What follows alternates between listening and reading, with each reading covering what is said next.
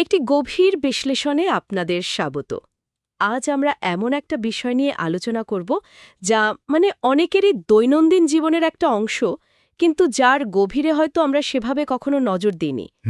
আমরা কোরআনের সূরা হুদের ১১৪ নম্বর আয়াতটি নিয়ে কথা বলবো, আর আমাদের হাতে একটা লেকচারের ট্রান্সক্রিপ্ট আছে, যেটা এই বহুল পরিচিত আয়াতটার প্রচলিত ধারণাকে বলা যায় একেবারে নতুন এক দৃষ্টিকোণ থেকে দেখতে বাধ্য করে।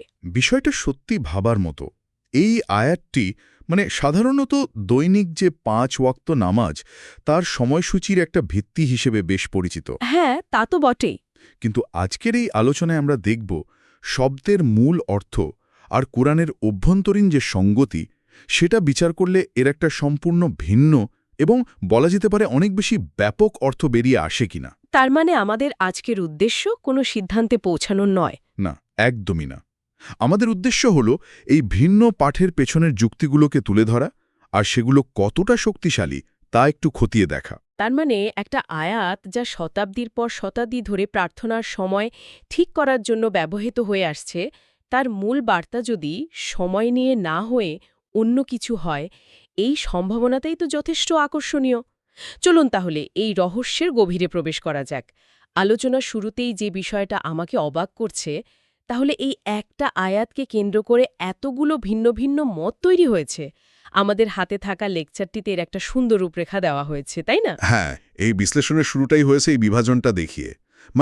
মোটে তরপর ৩টি প্রধান ব্যাখ্যা প্রচলিত আছে। ৩টি? হ্যাঁ। প্রথমটি হলো সবচেয়ে পরিচিত বা বলা যায় ঐতিহ্যবাহী ব্যাখ্যা, যা অনুযায়ী এই আয়াতটি দিনের ২ প্রান্ত অর্থাৎ ফজর আর মাগরিবের নামাজের কথা বলছে, আর রাতের কিছু অংশ বলতে এশা বা তাহাজ্জুদকে বোঝানো হয়। আচ্ছা, এটা তো আমরা প্রায় সবাই শুনেই বড় হয়েছি। কিন্তু বাকি দুটো ব্যাখ্যা বেশ ইন্টারেস্টিং, বিশেষ করে যারা শুধু কুরআনকেই একমাত্র উৎস হিসেবে মানেন, তাদের মধ্যেও তো বিভক্তি আছে। ঠিক এখানেই বিষয়টা জটিল হয়ে ওঠে। এই লেকচারে একদলকে নামাজি কোরআনিস্ট হিসেবে উল্লেখ করা হয়েছে। নামাজি কোরআনিস্ট? হ্যাঁ, তারা মনে করেন এই আয়াত আর আরও কিছু আয়াত মিলিয়ে ৫ ওয়াক্তের নামাজের সময় বের করা সম্ভব। তারা অনেক সময় ব্র্যাকেট বা বন্ধনীর সাহায্য নিয়ে অনুবাদে জোহর, আসরের মতো নামগুলো যোগ করে নিজেদের যুক্তি প্রতিষ্ঠা করার চেষ্টা করেন। আচ্ছা, আর তৃতীয় দল? তৃতীয় দলটিকে বলা হয়েছে অনামাজি কোরআনিস্ট। তাদের মতে এই আয়াতে সালাত শব্দটি প্রচলিত অর্থের নামাজ বোঝায় না, আর আয়াতটি কোনো নির্দিষ্ট সময়ের উপাসনার কথাও বলছে না। তাহলে কি বলছে? তারা মনে করেন এটা কোরআন অধ্যয়ন বা কোনো ভালো কাজ প্রতিষ্ঠার জন্য নির্দিষ্ট সময়ের কথা বলছে। অর্থাৎ একই উৎসগ্রন্থের অনুসারী হয়েও তারা সম্পূর্ণ বিপরীত সিদ্ধান্তে পৌঁছেছে। একই টেক্সট থেকে এত ভিন্ন ভিন্ন সিদ্ধান্তে পৌঁছানো কিভাবে সম্ভব? এখানেই তো মূল প্রশ্নটা লুকিয়ে আছে, তাই না? আমার তো মনে হচ্ছে অনুবাদ আর ব্যাখ্যার পদ্ধতির মধ্যেই আসল রহস্যটা আছে। আপনি একেবারে সঠিক জায়গায় ধরেছেন, আর আমাদের হাতে থাকা বিশ্লেষণটি ঠিক এই অনুবাদের প্রক্রিয়াকেই ব্যবচ্ছেদ করেছে। তাদের মূল যুক্তি হল অনুবাদের সময় প্রায়ই মূল টেক্সটে যা নেই তা যোগ করা হয়। যোগ করা হয় মানে? ব্র্যাকেট বা বন্ধনীর মধ্যে। তার মানে কি অনুবাদক নিজের বিশ্বাস বা ব্যাখ্যাকে পাঠকের উপর একরকম চাপিয়ে দিচ্ছেন? এটা তো বেশ গুরুত্বপূর্ণ একটা অভিযোগ। লেকচারটিতে এটিকে এক ধরনের তাহরিফ বা অর্থের বিকৃতি হিসেবেই দেখানো হয়েছে। একটা উদাহরণ দেওয়া যাবে? অবশ্যই। যেমন ধরুন, প্রায় সব প্রচলিত অনুবাদে দিনের ২ প্রান্তে সালাত কায়েম করো, এর পাশেই ব্র্যাকেটে লেখা থাকে সকাল ও সন্ধ্যা। হ্যাঁ, দেখেছি। অথচ সকাল বা সন্ধ্যা এই শব্দ দুটো মূল আরবি টেক্সটে অনুপস্থিত। এই অতিরিক্ত শব্দগুলো পাঠকের চিন্তাকে একটা নির্দিষ্ট দিকে চালিত করে। পাঠক ভাবেন এটাই বুঝি আয়াতের আসল অর্থ। তার মানে ব্র্যাকেটের ভেতরের অংশটুকু না থাকলে আয়াতের অর্থটা পুরোপুরি উন্মুক্ত থাকত। কিন্তু এই শব্দগুলো যোগ করার মাধ্যমে একটা নির্দিষ্ট ব্যাখ্যাকে প্রতিষ্ঠিত করে দেওয়া হচ্ছে। এটা তো শুধু টেক্সটের প্রতি অবিচারী নয়, এটা তো পাঠকের চিন্তার স্বাধীনতাকেও সীমাবদ্ধ করে দিচ্ছে। এই বিশ্লেষণের মূল পয়েন্ট ঠিক এটাই। তারা বলছে, যদি ব্র্যাকেটগুলো সরিয়ে ফেলা হয়, তাহলে প্রচলিত কোনো ব্যাখ্যাই আর স্বয়ংসম্পূর্ণভাবে দাঁড়াতে পারে না। তখন পাঠককে ভাবতে হয় দিনের ২ প্রান্ত বা তরাফাইন নাহার বলতে আসলে কি বোঝানো হয়েছে, আর এই প্রশ্নটি আলোচনার দরজাটা খুলে দেয়। কিন্তু আমাদের সূত্রটি তো বলছে ব্র্যাকেট ছাড়াও এই প্রচলিত ব্যাখ্যার আরও বড় সমস্যা আছে। বিশেষ করে যখন এটিকে একটা বিশ্বজনীন গ্রন্থ হিসেবে দেখা হয়। হ্যাঁ, এবং এই যুক্তিটি আমার কাছে সবচেয়ে শক্তিশালী বলে মনে হয়েছে। বিষয়টা হলো ভৌগোলিক বাস্তবতা। ভৌগোলিক বাস্তবতা। এক্স্যাক্টলি। হ্যাঁ, কোরআন যদি সমগ্র মানবজাতির জন্য একটি নির্দেশিকা হয়, তবে এর প্রতিটি নির্দেশ পৃথিবীর যে কোনো প্রান্তে যে কোনো পরিস্থিতিতে পালনযোগ্য হতে হবে, তাই না? হ্যাঁ, তা তো বটে। আমি আপনার ইঙ্গিতটা বুঝতে পারছি। যদি দিনের দুই প্রান্ত বলতে আক্ষরিক অর্থে সূর্যোদয় আর সূর্যাস্তকে বোঝানো হয়, তাহলে তাহলে সেই সব অঞ্চলের মানুষেরা কি করবে যেখানে ৬ মাস দিন আর ৬ মাস রাত থাকে? ঠিক তাই। যেমন পৃথিবীর উত্তর বা দক্ষিণ মেরুর কাছাকাছি দেশগুলো। একদম। নরওয়ে, সুইডেন বা কানাডার উত্তরাঞ্চলে এমন জায়গা আছে যেখানে গ্রীষ্মকালে সূর্য অস্তই যায় না, যাকে বলা হয় মিডনাইট সান। আর শীতে? আবার শীতকালে দিনের বেলাতেও সূর্য ওঠে না। সেই পরিস্থিতিতে দিনের দুই প্রান্ত বা রাত কিভাবে নির্ধারিত হবে? লেকচারটিতে তো একটু ব্যঙ্গ করে প্রশ্নও করা হয়েছে। তাহলে কি ওখানকার মানুষ ৬ মাস পর পর একবার প্রার্থনা করবে? এটা তো একটা অ্যাবসার্ড বা অবাস্তব পরিস্থিতি তৈরি করে। এই সাধারণ একটা ভৌগোলিক প্রশ্নই তো শত শত বছরের পুরনো একটি ব্যাখ্যাকে প্রশ্নের মুখে ফেলে দেয়। এটা আসলেই অবাক করার মতো যে এই বিষয়টা নিয়ে সেভাবে আলোচনা হয় না। এখানেই প্রচলিত ব্যাখ্যার সবচেয়ে বড় দুর্বলতা। এই ব্যাখ্যাটি ভৌগোলিকভাবে সীমাবদ্ধ, এটা বিশ্বজনীন নয়, অথচ গ্রন্থের দাবি হল এটি আলামিন বা সমগ্র বিশ্বের জন্য। তার মানে যদি ব্যাখ্যাটি বিশ্বজনীন না হয়, তাহলে সেই ব্যাখ্যাটি সম্ভবত সঠিক নয়। এর অর্থ নিশ্চয়ই আরও গভীর এবং ধারণাগত হতে হবে, আক্ষরিক নয়। আচ্ছা, তাহলে যদি দিন বা রাত এর আক্ষরিক অর্থ এখানে প্রযোজ্য না হয়, তাহলে আন-নাহার এবং আল-লাইল শব্দগুলোর আসল মানে কি হতে পারে?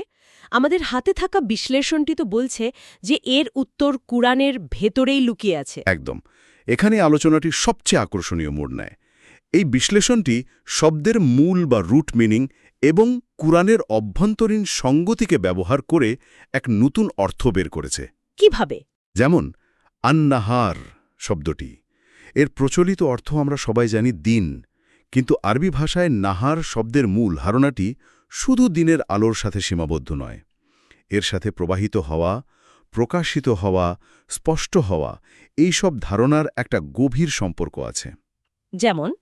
যেমন নদীকেও আরবিতে নাহর বলা হয়, কারণ তা স্বচ্ছ এবং প্রবাহমান। তার মানে নাহার বলতে শুধু দিন নয়, বরং আলো, সত্যের প্রকাশ বা ধরুন জ্ঞান বা স্পষ্টতা, এই রকম একটা ধারণাগত অর্থ হতে পারে। এই বিশ্লেষণ অনুযায়ী ঠিক তাই। আর এর বিপরীত শব্দ হল আল-লাইল, যার প্রচলিত অর্থ রাত, কিন্তু এর ধারণাগত অর্থ হল অন্ধকার, অজ্ঞতা, সত্য গোপন থাকা বা রূপক অর্থে অবিচার। আচ্ছা। কোরআন নিজেই অনেক জায়গায় এই বৈপরীত্য ব্যবহার করে অর্থ স্পষ্ট করে। যেমন ধরুন, অন্য আয়াতে লাইল মানে কালো বা অন্ধকারের বিপরীতে ফজর বা ভোরের আলো বা আবিয়াদ মানে সাদা ব্যবহার করা হয়েছে। এই আয়াতে নাহার হল লাইলের বিপরীত, অর্থাৎ আলো বনাম অন্ধকার, জ্ঞান বনাম অজ্ঞতা, ন্যায় বনাম অবিচার। ১ মিনিট। তার মানে কি দাঁড়ালো? যদি নাহার মানে হয় আলো বা জ্ঞান আর লাইল মানে অন্ধকার বা অজ্ঞতা, তাহলে আয়াতের পরের অংশ যেখানে ভালো এবং মন্দ কাজের কথা বলা হয়েছে, সেটার সাথেও কি এর কোনো সংযোগ তৈরি হচ্ছে? আপনি একেবারে আলোচনার কেন্দ্রে পৌঁছে গেছেন। আয়াতের শেষ অংশে কি বলা হয়েছে? ইন্নাল হাসানাতা ইউজহিবনাস সাইয়্যা। অর্থাৎ নিশ্চয়ই ভালো কাজ মন্দ কাজকে দূর করে দেয়। এখন এই নতুন শব্দার্থ মিলিয়ে দেখলে বিষয়টা কি দাঁড়ায়? হাসানাত বা ভালো কাজগুলোই তো হল নাহার বা আলোর মতো। এগুলো সমাজে জ্ঞান, স্বচ্ছতা আর ন্যায় প্রতিষ্ঠা করে। আর সাইয়্যাত বা মন্দ কাজগুলো? সেগুলো হল লাইল বা অন্ধকারের মতো, যা অবিচার, শোষণ আর অজ্ঞতাকে টিকিয়ে রাখে। বাহ, এটা তো পুরো প্রেক্ষাপটটাই বদলে দিচ্ছে। তার মানে আয়াতটি ভালো মন্দের চিরন্তন দ্বন্দ্বের কথা বলছে, কোনো নির্দিষ্ট সময়সূচির কথা নয়। ভালো কাজ দিয়ে মন্দ কাজকে দূর করার একটা দর্শন এখানে তুলে ধরা হচ্ছে। এই দৃষ্টিকোণ থেকে দেখলে আয়াতটি আর কোনো বিচ্ছিন্ন নির্দেশ থাকে না। এটি ঠিক আগের আয়াতের সাথে ওতপ্রোতভাবে জড়িয়ে যায়। এই নতুন শব্দার্থ মাথায় রেখে যদি আমরা আয়াতটি আবার পড়ি তাহলে এর বার্তাটা কি দাঁড়ায়? এটা তো আর কোনো সময়সূচি থাকছে না, বরং একটি সম্পূর্ণ ভিন্ন, প্রায় বৈপ্লবিক একটি নির্দেশনা হয়ে উঠছে। একদম। লেকচারটি এর ঠিক আগের আয়াত অর্থাৎ ১১৩ নম্বর আয়াতের সাথে একটি শক্তিশালী যোগসূত্র স্থাপন করছে। সেই আয়াতে কি বলা হয়েছে? সেই আয়াতে পরিষ্কারভাবে সতর্ক করা হয়েছে, যারা অবিচার করে তাদের দিকে ঝুঁকে পড়ো না, নতুবা আগুন তোমাদের স্পর্শ করবে। এটা একটা ভয়াবহ সতর্কবার্তা। এখন যে কোনো শ্রোতা বা পাঠকের মনে প্রশ্ন আসবে, তাহলে সমাধান কি? এই অবিচার বা জুলুমের প্রতি না ঝুঁকে আমরা কি করব? আর তার উত্তরে কি ১১৪ নম্বর আয়াতে দেওয়া হয়েছে? এই বিশ্লেষণ অনুযায়ী ঠিক তাই। ১১৩ নম্বর আয়াতে সমস্যা চিহ্নিত করা হয়েছে, আর ১১৪ নম্বর আয়াতে তার সমাধান দেয়া হচ্ছে। সমাধান হিসেবে বলা হচ্ছে ওয়া আকিমিস সালাত, অর্থাৎ সেই ব্যবস্থা বা সংযোগ প্রতিষ্ঠা করো। এখন প্রশ্ন হল, কখন এবং কিভাবে? উত্তর আসছে তরাফাইনা নাহার ওয়া জুলাফাম মিনাল লাইল। তাহলে নতুন অর্থ অনুযায়ী তরফাইন নাহারের মানে কি দাঁড়ায়? দিনের দুই প্রান্ত নয়, বরং জ্ঞানের দুই প্রান্তে। তরফ মানে প্রান্ত বা পর্যায়, অর্থাৎ জ্ঞানের বা স্পষ্টতার প্রাথমিক পর্যায় থেকে শুরু করে এর চূড়ান্ত পর্যায় পর্যন্ত। আর জুলাফাম মিনাল লাইল? এর অর্থ অন্ধকারের কাছাকাছি সময়, অর্থাৎ যখন অজ্ঞতা, অবিচার বা হতাশা সমাজকে ঘিরে ধরে, সেই কঠিন সময়েও। তার মানে আয়াতটি সম্পূর্ণ নতুন একটি অনুবাদ হতে পারে।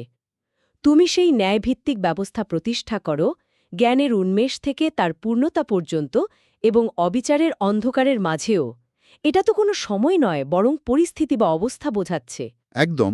জ্ঞানের পথে চলার শুরুতে সেই জ্ঞানের পূর্ণতায় পৌঁছে কিংবা অজ্ঞতা ও অবিচারের অন্ধকারের মাঝেও সবসময় এই ভালো কাজ বা ন্যায়ভিত্তিক ব্যবস্থা প্রতিষ্ঠার সংগ্রাম চালিয়ে যেতে হবে। এবং এর ফল কি হবে? আয়াতের শেষ অংশটি এর সবচেয়ে বড় প্রমাণ। নিশ্চয়ই ভালো কাজ, আলো, মন্দ কাজকে অন্ধকার দূর করে দেবে। এখানে সালাত কোনো নির্দিষ্ট সময়ের আচার অনুষ্ঠান নয়, বরং অবিচার আর অজ্ঞতার বিরুদ্ধে জ্ঞান ও ন্যায় প্রতিষ্ঠার একটি নিরন্তর সংগ্রাম।